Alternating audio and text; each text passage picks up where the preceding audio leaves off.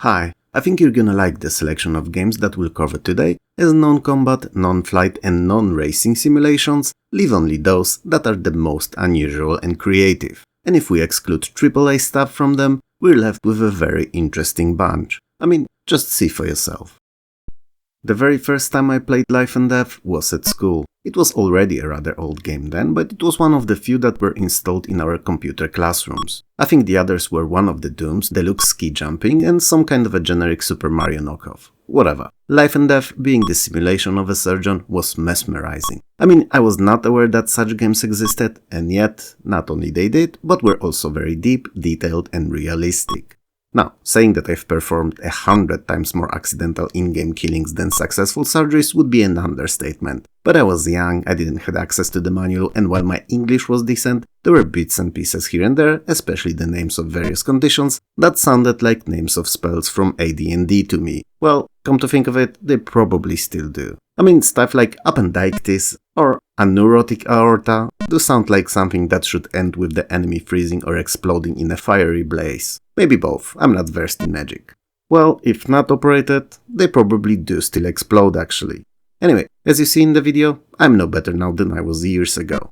In Life and Death, you play as a resident abdominal surgeon at the fictional hospital of Toolworks General, and you must diagnose and treat many different conditions. Some may even require that you perform the aforementioned surgery, which is not something that's been done before in gaming and only once to my knowledge after, in Life and Death's own sequel. The diagnosis is composed mainly of prodding, poking and pressing on the patient's abdomen and observing his or her reactions. An interview and figuring out what the symptoms are is quite important too, though poking is the fun part. So using the two tools at your disposal, you'll have to figure out what's wrong. And based on that, decide if further tests like ultrasound or x-ray are required, or can you turn to medication prescription or even arrange for a surgery. If you make a mistake here, you're kicked from the hospital, straight back to the school, but you'll be given hints on what went wrong if it does, so that you would know where to perform better with your next patient. Now, as much as you may be lucky with your first few patients and they may only need to be put on a series of terribly tasting and sour drugs, eventually you will have to operate. Now this is the most gruesome, bloody, but also involving part of the game, as you'll need to adhere to all the procedures, making sure to preserve the hygiene of all the equipment and be very, very careful with your patient. It's a time-consuming and very difficult part of the game, but if you manage to save someone's life, even if it's in-game only, it feels really rewarding. Life and Death was unlike any other game I've seen when it released, and no wonder, as it was not just a creation of gaming fanatics but was actually made in conjunction with a real surgeon, meaning that all the diagnosis, medicine and treatments were accurate for the time of its release. In fact, if you are good at the game, you are capable of recognizing the symptoms of different conditions if any of your friends and family displayed them in real life. So, was it a good game? Yes, but a punishing one too, which is fitting I suppose, as surgery in real life is quite difficult as well. We may just be a biological machines, but we're also ones that are easy to break.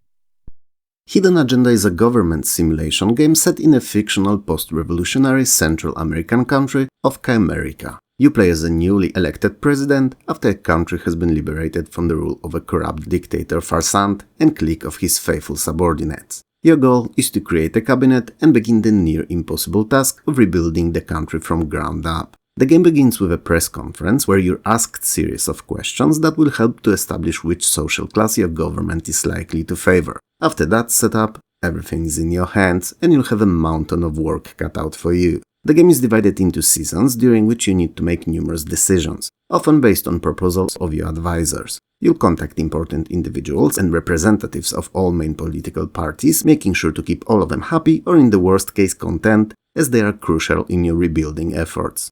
While global changes may be your target, you have to be very careful what and how you modify, as upsetting some of the bigger players may have them turn on you and even put you at risk of military commanders directly opposing you or insurrection. Because while the ideals in the country may have changed and you are aiming for the full-on democracy, some habits that certain people at the government formed over the years are difficult to beat or weed out. Choices have consequences is what I'm saying here, and weighing their possible repercussions is a must. Many of the encounters with different kinds of people will present you with problems and dilemmas to solve, and some may require deep reforms to make sure that people will be happy and the country will grow and prosper. I wouldn't count on either happening straight away, as visible changes to how the country operates and how things are run may take a long while to implement. Most decisions can be put away for a little while so that you have time to gather all the data and suggestions, all to make an informed decision, but every now and then you'll be put in a position where an immediate action will be needed, and sometimes you may be picking between the two evils,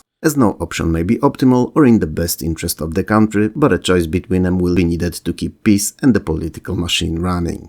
What's best about Hidden Agenda though is that it's entirely open-ended, heavily randomized, and virtually no two playthroughs should ever be the same. So in one game you may be trying to keep the military in check, and in another work to sustain the country that seems to be bleeding money. If you enjoy these kinds of experiences, then there was hardly any better in the late 80s and early 90s on PC. And Hidden Agenda is a hella fun game if you give it time to learn all its ins and outs. Balance of the Planet is a game. Not necessarily a very fun and entertaining one, as it tackles a serious subject and is based on a lot of research and raw data, but one nonetheless. And it's a fascinating project in all of its aspects. Its development was an interesting one too, as Mr. Chris Crawford, the creator of Balance of the Planet, was approached by Joe Miller from Epix, by 1989 well known for their excellent sports/Olympic titles, to work on an environmental game to coincide with the release of the movie Voice of the Planet. As he was working on the game and dug deep into research, even creating a very comprehensive and nested hypertext system, clearly describing hundreds of correlations between various ecological and economic concepts, he realized that for it all to work, he would have to put a price on a human life, as in decide how many lives a particular economic change or technology was worth, in depths from air pollution, change of sea level, disasters, etc. Now, it's not something that's easily tackled if you're a serious man, and Chris Crawford was definitely one. So, after long deliberations, he came to the conclusion that whatever choice he would make going forward, he'd still face some kind of scrutiny for them. Eventually, he published the game himself, not tying it to Epix in any way. The ecological system of balance of power is broken into 150 single factors connected in cause and effect network. So, whichever the decisions or choices you would make in the game, the consequences, be it positive or negative, would be clearly predictable to a certain degree, and thus seeing and understanding how all those intertwined variables influence each other is what most of the gameplay is all about, showing a player how much or how little each of their decisions mean. It's worth noting that common misconception placing Balance of the Planet on a similar ground, nay, level as SimLife, is a mistake, as they both are entirely different concepts, while still being ecologically centered.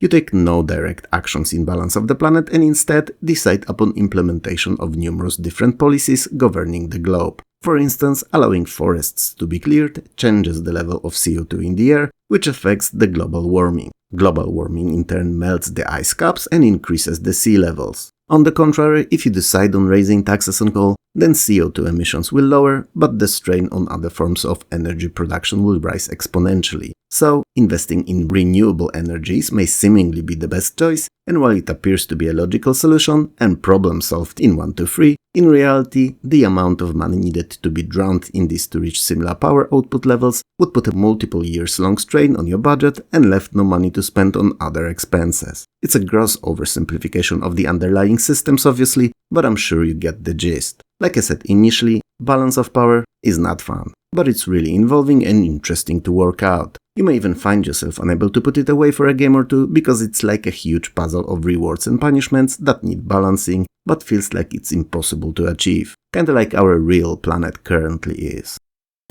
Jones in the Fast Lane is great. No, really, I mean it, and that's how I'm starting it. And if there's more of you, 4 even, then it's fantastic. Yep, it really is.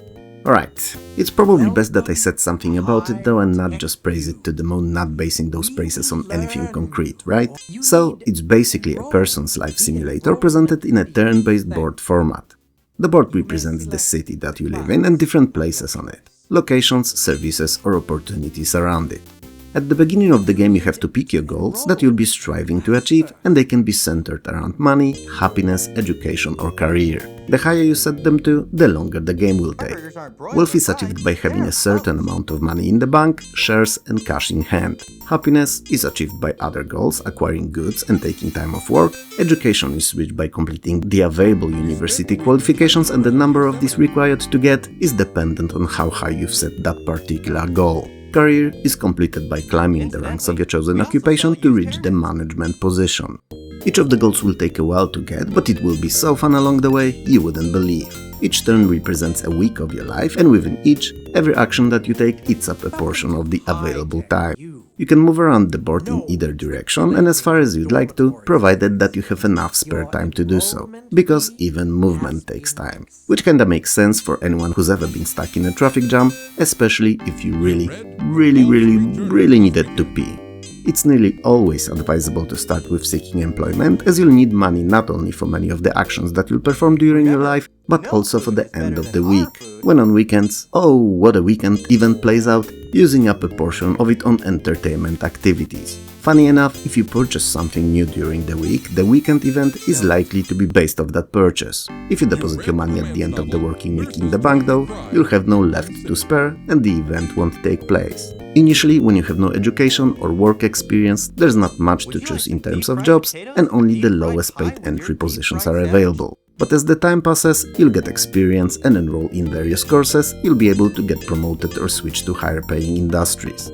Some of the jobs come with their own requirements which need to be met for the employment to be possible, like having to own an expensive clothing and such. I know, I've been talking about work a lot, but believe it or not, it's not mandatory and you don't have to work per se. But you do need to have money to be able to support yourself, at least as much as it's required to pay rent and buy food. Because you should eat at the very least once per week, as if you won't, a hunger will set in and it will limit your available weekly time quota. Like I said though, technically speaking, work isn't something you have to do, it's your choice. You may purchase a lottery ticket and win, which is unlikely but not impossible, or you can trade on the stock market, which is a bit less unlikely to bring in cash, but also not a foolproof solution. One way or another, if you get into money, whichever the way you do that, a lot of opportunities open up. You can buy many useful and luxury items and appliances, you can switch apartments, and generally speaking do what I initially said that you will, so simulate a life within the game's environment. As much fun as it all is, it's so much better with others. And if you get someone, even one person to play Jones in the fast lane with you, it's probably the most straight up fun you can have out of all the games in today's video.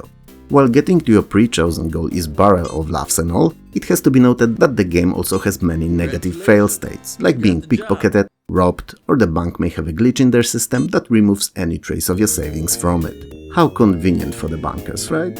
You may lose your job, the economy may change and influence prices of everything as much as your wages. Jones in the Fast Lane is an outstanding multiplayer party game which can provide many hours of fun, and I love everything about it. From the interesting and unique premise, through beautiful digitized graphics, to excellent sound design and lip sync in the CD version. All of it is great. All that said, I have one small, minor, little, tiny, itty-bitty complaint about single-player mode though. Namely, you can't lose in it. Regardless how down you're on luck and how poor you are, there's always a way out of it all. Which you know, is fine in multiplayer when you don't want to lose a player mid-game because of few terrible random events, but in single, you should be able to fail. Still, it's most likely the best game in the video, play it.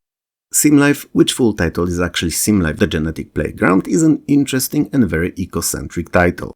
It's more of a Earth's life simulation than the game. The idea of being able to create, to spawn life on a dry rock and simulate its evolution and progress from simple organisms and plants all the way to more advanced, mixed and often otherworldly species through thousands of years is rather appealing. Especially that there's a whole slew of biological and environmental issues that you will encounter and that will put life of this at risk along the way. But the idea of something and then the execution of it are two different things. The idea of Matrix sequels was a fun one, but the sequels themselves, well, not so much. I'm sure there's gonna be someone in the comments once again reminding me that I did not understand them and that's why I didn't like them, but I did understand them well, I assure you. They were just not fun for me, and more of a jumbled mess than a well-structured story. Anyway, SimLife is kinda similar. It's a bag full of excellent and creative ideas mixed with varying in terms of quality execution, unfinished design concepts and few missed opportunities. Said bag had then been shaken, however, like a lot, and only few random items of all that were inside fell out. And that's how SimLife was spawned. I think. I have no proof of that really. It doesn't mean that it's a bad product, cause it's most definitely not. It only means that it's an unusual one, and that you should limit your expectations of it not to be disappointed. There are few scenarios available, or problems if you will, that you can try to solve, like a big ecological puzzle. Desert to Forest, which is a title that kinda explains the scenario pretty well, so transform dry and dead land into a lush green one. Battle of the Sexes requires you to make sure that the population of species composed in grand majority of females survives. Feast and Famine is a lesson in food chain where you have a majority of herbivores and plants and need to find a way of saving the environment, whatever means possible. Carnivora is an expansion on the previous scenario that adds carnivores to the equation. Terrible Lizard is a kind of a what-if scenario that can give you a clue of what happened to the dinosaurs. A clue though, but not an answer. And finally, March of the Mutants, which is all about creating the most bizarre, but also most likely to survive unusual hybrids of creatures. These sound fun and all, but SimLife has no real goal, no real endpoint,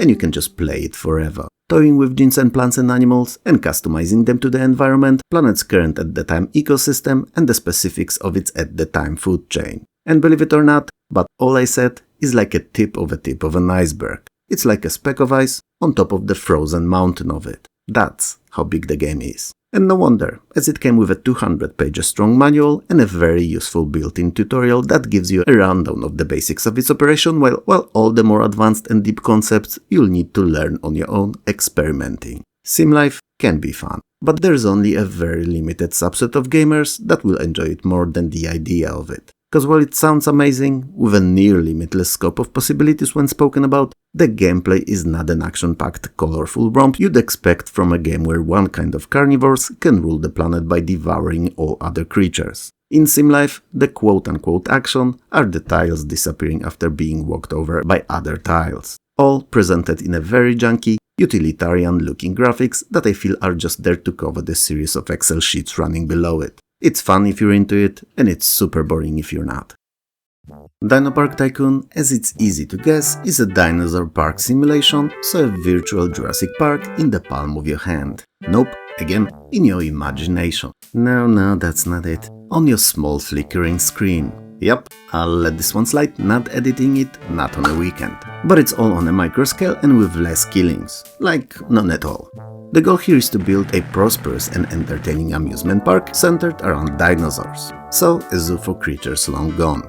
You start with $5,000 and it has to be enough for the rent, cages, dinos, advertisements, stuff and everything else. Even for candy bars, sodas and your illustrious vacation trips. Cause you know, as a hard-working park owner, you're most definitely going to be vacationing at least twice a year. Not sure that there's such a word, don't care either.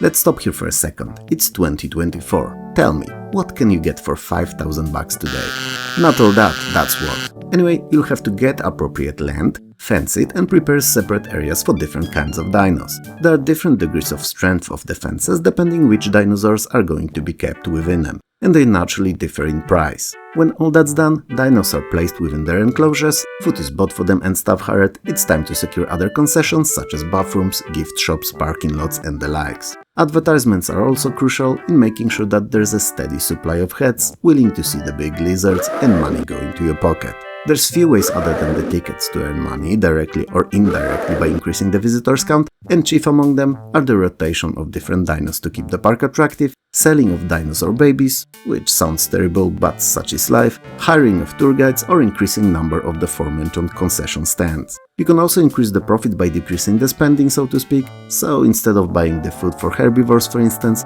you may want to invest in seeds and try planting them to have the renewable source of feed for them. As the time passes by, you'll be able to expand your park and make it even more impressive than it already was. And you also face different kinds of semi-randomized issues to deal with, like seasonal decrease in visitors, employee illnesses or escaping dinosaurs to name a few. All in all, as a light management game, Dinopark Tycoon is rather fun, though nowhere near as deep as the giants of the economical simulation subgenre, and its underlying mechanics are not very sophisticated. It's a great tool to teach kids basic finance and management skills though, or to sink some hours having fun. In fact, since we're on the kids, there were actually two versions of the game released. One was released to public schools across US and Canada, and differed from the retail version only by offering a larger starting budget of $20,000 and having extra background info on dinos and sample classroom activities for teachers. All in all, it's a fun little title worth checking out. The Clue is by far the most unusual and perhaps ambitious title of 1994 and one of the more important games in the history, even if it's largely ignored, forgotten or even worse, unknown. It's a very complex but brilliantly executed mix of simulation with bits of strategy, management and adventure. In short, it lets you live out your wildest Ocean 13 dreams of being a master thief, international burglar with skill and team to pull off even the biggest and most daring heists. You're Matt Stuyvesant, a man of Polish descent and soon to be a criminal mastermind. Well, that's not very Polish sounding name, but whatever. I'd change mine too if I was to dance with the mistress of thievery. So you arrive in London with nothing but the clothes on your back, few puns to your name and a dream. A big, nay, grand dream, but just a dream nonetheless. And you'll stop at nothing until you see it fulfilled. As with most best simulation management games of the era, The Clue 2 is a masterwork of a German developer. But by now, I'm sure it's not a surprise to anyone watching these videos of mine that I have a lot of love for German games from the 90s. And to clarify, I'm not German, don't speak the language, so I'm not trying to push my own agenda here. Anyway, in The Clue you start small with minor burglaries for little profit, going bigger and bigger with each job until you finally tackle the ultimate grab of the game in the form of royal crown jewels. A priceless treasure that no one's been ever capable of stealing. The Clue is a game that requires heaps of patience as you have to assemble a team for each job, get appropriate tools and then carefully and thoroughly plan out the heist. Step by step, literally. I'm not exaggerating. All the entry points, tools used on different lockboxes, each and every second of a heist needs to be pre-planned to be carried out flawlessly. It's not easy at all. But if you do give it time, remember about location surveillance, pick the right team and tools, and plot a perfect theft, The Clue is incredibly rewarding when everything goes as planned. Watching it play out superbly serves satisfaction by the bucket loads even to this day.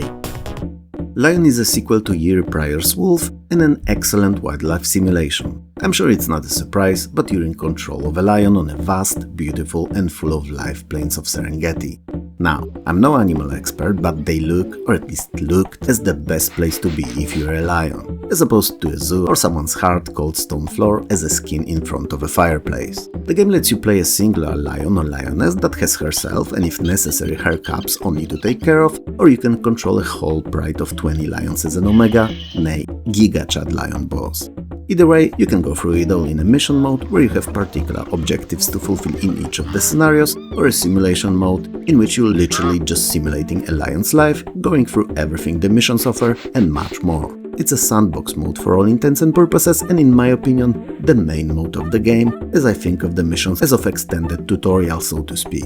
Each of the lions is completely different when it comes to its stats and characteristics, so picking different ones in separate playthroughs may actually offer completely different experiences. Well, run through the same simulation engine naturally, but uniquely feeling. Best thing about Lion though is that none of the initial choices other than your lion's gender lock you in a particular spot. So, for instance, if you play alone as a male lion, you can find the pride of others, challenge its alpha male, and if you win, it will become your pride that will follow you forever or until you challenge and lose. Or you can build a pride of your own without stepping on anyone else's paws. Since the game is all about simulating of wild animals, you'll need to act like one. So your ultimate goal is to survive and breed. To do the first, you'll need to hunt, and there's a whole slew of different animals to go after, from gazelles through zebras all the way to giraffes. Yes, huge as giraffes as tall as the building, and anything in between. And find and drink clean water. Simple as that. But only when spoken about. Playing lion is another thing entirely, as not only hunting takes a little while to master, but you also need to be careful about natural hazards and humans, who as always are the most dangerous out of all predators in the wild. Breeding requires you to find appropriate mate and conceive cubs, which then need to be brought up safely to adulthood and taught everything that there is about being a lion. It's an amazingly captivating title that all fans of the unusual games should appreciate. If you're one, it's a hell of an afternoon that you'll be having if you decide to fire it up. CyberJudas is a sequel to a little more well-known earlier game, Shadow President. And it's also basically a presidential simulation placing you in the shoes of the man in charge of USA. And as such, you'll be responsible for running of the country and its international politics. So, you'll be handling an ongoing timeline of various events by making decisions and engaging in interactions with foreign states, be it economically, diplomatically, or with use of military. You'll be promoting American and democratic values around the world by investing economic, cultural, and political influence in countries of different ideologies. You'll build military bases in friendly countries located near potential future conflict outbreak locations. You'll fight the terrorism locally and around the world, using sanctions, military presence and operations, and espionage. And you'll keep that finger safely planted on the red button, not pressing but resting, just in case. You're naturally surrounded by a whole cabinet, so the Chief of Staff, the National Security Advisor, the Secretary of the State, the Secretary of Defense, the Economic Advisor, and the Director of the Central Intelligence Agency. And they're there to advise you and help you run the country. Well, in theory, because the game simulates real-life politics pretty well, and they may have their own agendas and goals, and may try to convince you to take actions that would further their plans. Not saying that they all do, I'm saying that they might. What's more, they may be corrupt and work in secrecy for material gains only and / or foreign powers. So, always listen to what they have to say in terms of advices, but make sure to check all the data available to you and make all the critical decisions yourself. These may be in line with the suggestions from your cabinet, but don't have to be. So, be smart, be critical, and don't let them make you their puppet. Sounds fun, right? But why is it called CyberJudas, you may wonder? Well, because there is a Judas, a CyberJudas within your cabinet in the campaign, or one of the campaigns really, and he's really well and fun implemented. He's one of your staff, you've no idea who he is, and he makes everything he can behind the curtains to discredit you and hopefully get you impeached. And he has a whole slew of different options to make your day suck. He can spread misinformation, he can order out assassinations on other cabinet members, he may even gain control of your nuclear arsenal if you're unlucky, and that's just the three of many ways he can keep you on your toes and your blood pressure dangerously high. So you'll need to use your smarts, wits and Trace to weed him out and save the presidency and potentially the world. Oh, Trace is that high-tech supercomputer that supplies you with all kinds of accurate worldwide information and helps you track down the CyberJudas. There are 3 different play modes, or campaigns really in CyberJudas, and while they all naturally require you to stay in power, they are pretty different from one another gameplay-wise. So, the presidential simulator mode is rather simple. Well, in comparison to the other 2 at least, as it's not really that simple at all. In short, you must lead the country well and avoid electoral defeat, impeachment and assassination. That's it. The Cabinet Wars mode assumes that each of your cabinet members has its own political aspirations and personal agenda, and they will attempt to manipulate you and steer your decisions towards their own gains. Not all their suggestions and advices are for their own benefit only, and you'll need to work mainly based on your moral compass, information that you gather, and judge when and how they're trying to lead you astray. And finally, the CyberJudas Gambit, the titular mode, sees one member of your cabinet being a traitor of the state and working to undermine you and destroy the government. So you need to do both. Find the traitor and save the world from nuclear war disaster. CyberJudas as a game is hella interesting, and if you're at all into unusual simulations or politics, it's definitely one not to miss. Little known simulation B-listers that we spoke about today are my favorite episode of the entire series so far, and games that are easily as good as the best non-combat, non-flight and non-racing AAA simulations were. If you've not played these, make sure that you do, they're all worth it even today. If you liked the video, hit those like and subscribe buttons below, and maybe share it too, it helps more than you know. If you didn't, then don't naturally. It was fun talking to you as usual, and I'll see you, or more accurately, talk to you very soon.